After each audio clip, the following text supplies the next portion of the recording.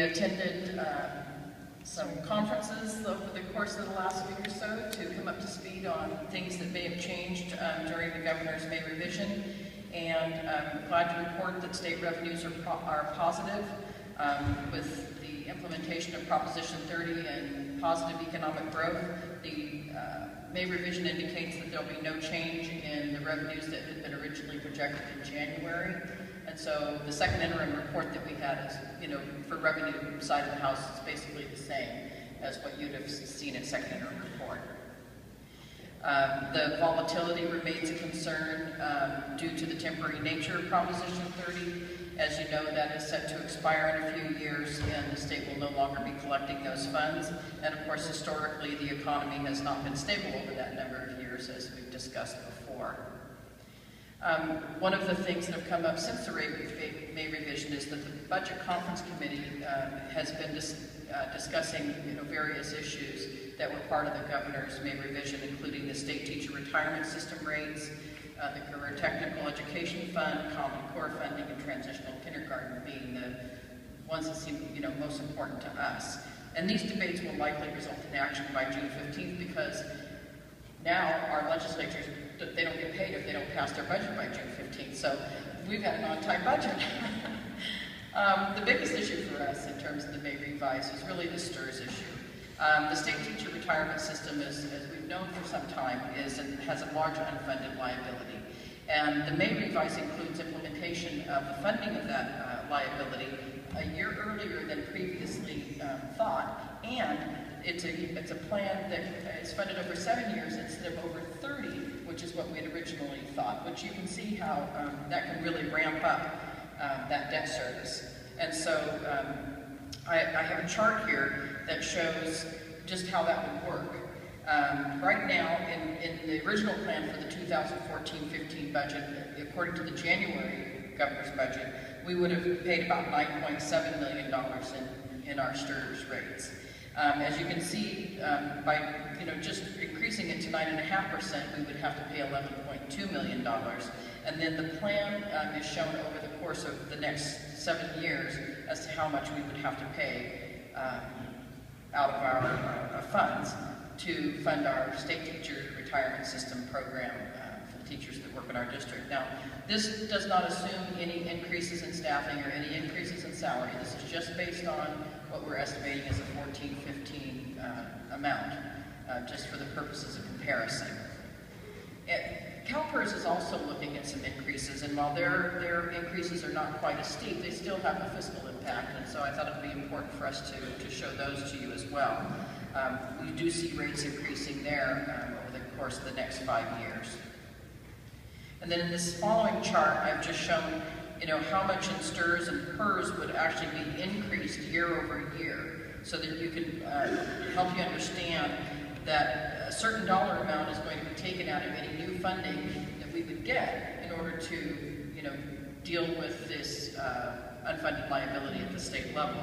And when I looked at how much our rate increases in base funding would be year over year, I calculated that 14% of any new base funding in 14-15 would be consumed by that increase, 16% in 15-16, and 34% in 16-17.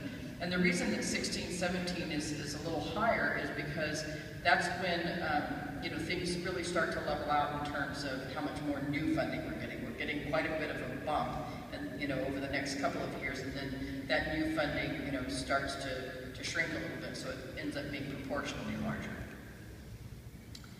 The legislature is putting forward an alternative proposal to the one that I've just shown you. This is the one that's the governor's May revise. But the difference in the two proposals is really not a lot. The proposal that I've seen is just a fraction of a percentage different in 14-15.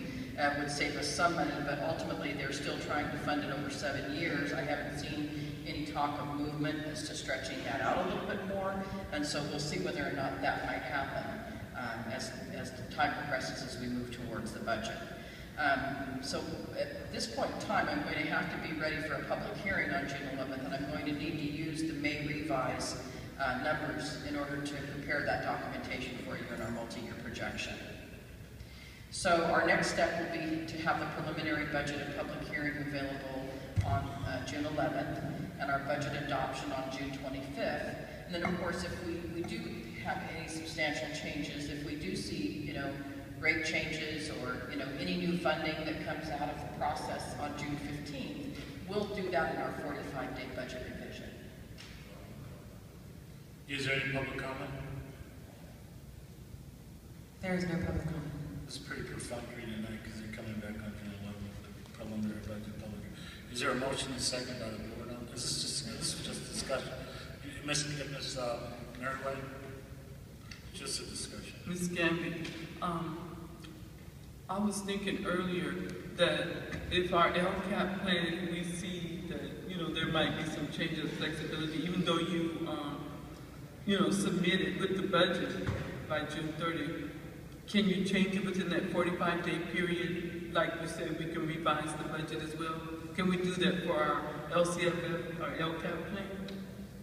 Or is it set in stone? I don't think it's set in stone, Ms. Merriweather. I mean, there's nothing in the legislation that would indicate to me that it's set in stone. I think the plan is meant to, be flexible and to be worked on throughout the year. Part of that is going to be our own process to make sure that we have good communication about that. Clearly, communication is going to be a real big key for us.